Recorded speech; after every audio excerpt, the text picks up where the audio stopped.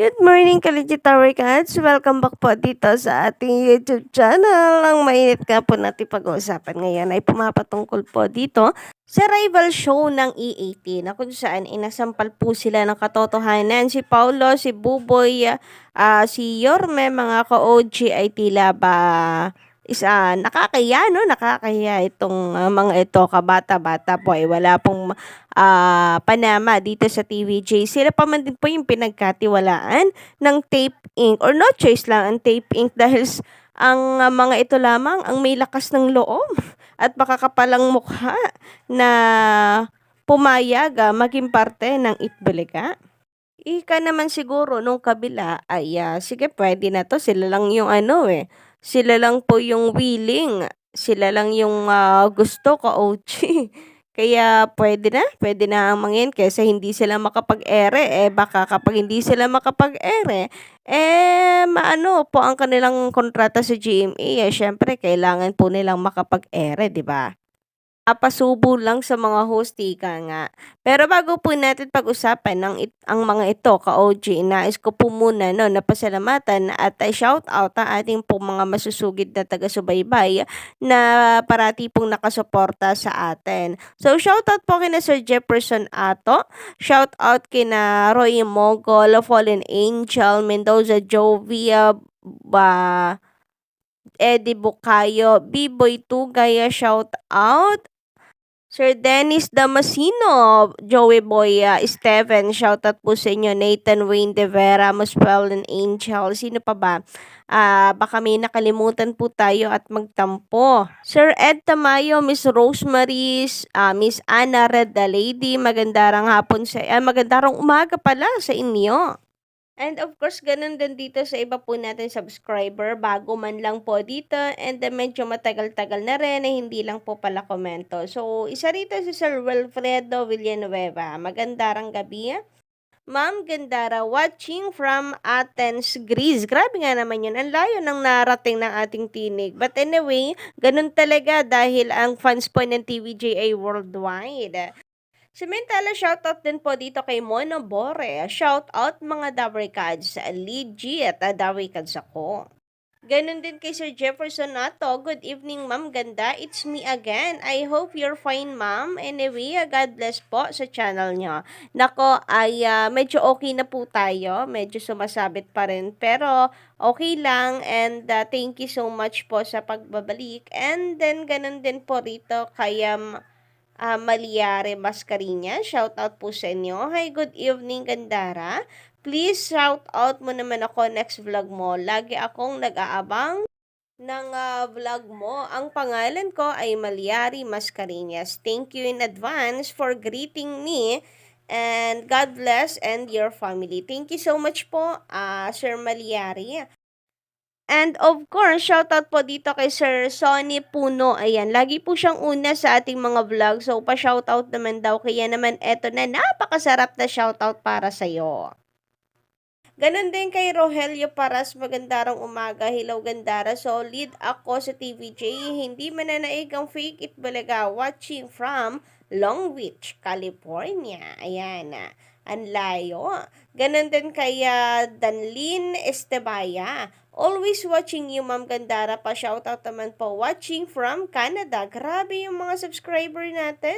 And fans ng TVG, nakakahanga. Worldwide po talaga. Kaya hindi nakapagtataka na ang dami pong nanonood sa kanila online. Yung hindi po makapanood sa TV5. Kasi ang dami po talaga ng mga nasa ibang bansa. Kaya naman, congratulations sa TVJ. At more power of course sa TVJ, sa TV5, sa E80, and of course more power sa kanila pong pinaglalaban na titulong Itbulaga. Malapit-lapit na po nating malaman kung ano nga ba ang resulta ng TRO para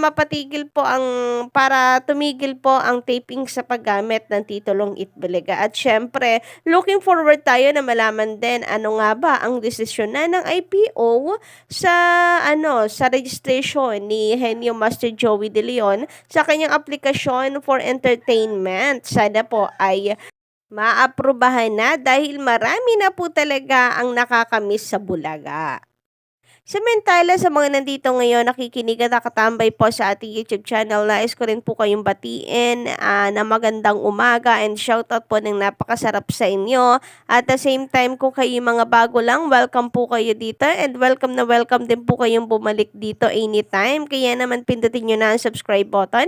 Nandyan lang po yan sa baba kung hindi ka pa nakaka-subscribe at pakidamay po ng notification bell para maging updated kayo sa mga bagong videos and reaction video, single po sa mga latest update and fresh happening, single sa TVJ and legit recaps and mga rival shows na naglalaban-laban sa noon time. Samantala, speaking of latest update, narito at pag-usapan po natin ang mainit po nating chika sa inyo na kung saan magsisimula na nga po ang panibagong segment po ng TVJ which is ang therapy. So malaking question mark sa lahat kung papaano daw po gagawin ito ng TVJ. Kasali din daw kaya ang live audience? Sana naman nga daw po ay meron din ang mga live audience.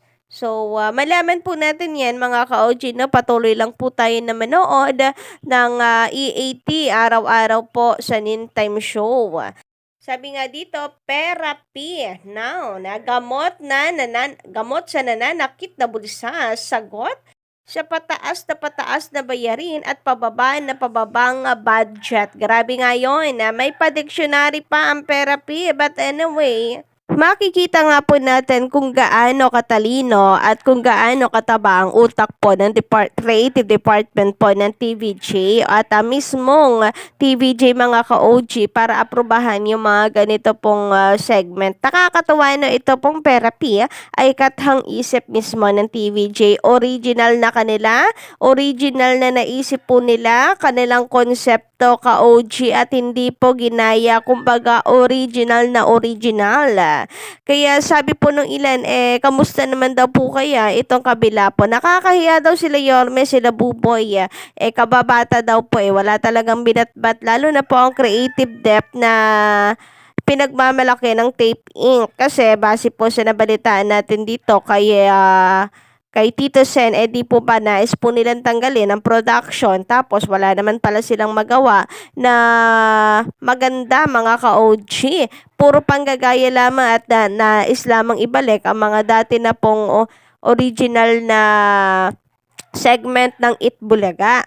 Di ba gusto po nila mag-reformat? Nasa na yun? Wala nang kokontra sa kanila, pero hindi pa rin sila makaisip ng mga fresh ideas na gusto po nila mag-reformat. Wala naman pala rin silang maisa-suggest. So ngayon mga ka-OG ay kamusta naman daw, nakakahiya naman ang mga bagong host na ito at mukhang pati sila wala pong sinasuggest kasi wala naman daw pong nakikitang bago ang mga netizen. But anyway, ayun nga, sayang dahil sila pa man dito po ang pinagkatiwalaan ng Tape Inc. na ipalit sa TVJ. Kapag ipinalit, dapat daw mas bongga. Ganon kapag magpapalit, wala naman pong panama sa original. At sadyang siguro wala pong makakatapat dito sa TVJ. Kaya malaking kawalan nito para po sa taping. Isang malaking sampal na katotohanan po sa kanila na hindi po nila dapat basta-basta pinakawala na lamang po ang TVJ. Ang sabi nga po dito ni Tessa Rico, galing talaga mag-isip ng concept ang mga taga EAT TVJ at mga production staff nila. They really are gifted by God for the goodness and the help to ordinary people. Nagpapasaya at tumutulong financially sa malinis na paraan at hindi kinokorrupt ang isip ng mga bata. Aiza and Raiza ay sumikat sa malinis na paraan when they were kids at maganda mga itinuturo at natututunan nila habang lumalaki sila sa dating Itbulaga as Little Miss Philippines, hindi ba? Kaya hanggang ngayon, pinapahalagahan sila ng TVJ dahil sa power nila sila nagsilaki at na-develop as mabubuting tao. God bless TVJ and the legit records with Aiza and Raisa included. Amen. Samantala, ganun din naman sabi po ni Shirley Fernandez ay iba talaga gumawa ng gimmick ang original Itbulaga TVJ. Nag-iisa lang ang TVJ Itbulaga. ang tinatangkilik kong panoorin sa pananghalian, saang panig ng mundo man ako makarating, TVJ Forever. Totoo po yan. Samantala, narito naman ang drawing po para sa Tito Vic and Joey na kung saan dinala nga po ito personally sa Tito Vic and Joey, no? Sa studio. And good news po niya, sobrang tuwan-tuwa po ang TVJ na kung saan ay pinirmahan pa nga po nila ito. Ayan, makikita niyo po dito sa larawan na isa-isa po nila itong pinirmahan, and then ayan, nakakatuwa at nakarating pa po sa EAT Studio. Very appreciative po talaga ang TVJ sa kanila pong mga fans, lalo na sa mga nagbubuhos po ng kanilang effort. At makikita nga po natin dito na talagang sinuportahan at na-appreciate po ng TVJ, and tila meron po silang kanilang po dito, kanilang kopya. So, yun lang po muna ng ating update ngayong umaga mga ka-OG. Don't forget to click the subscribe button and notification bell para po sa iba pang mga latest update and happenings.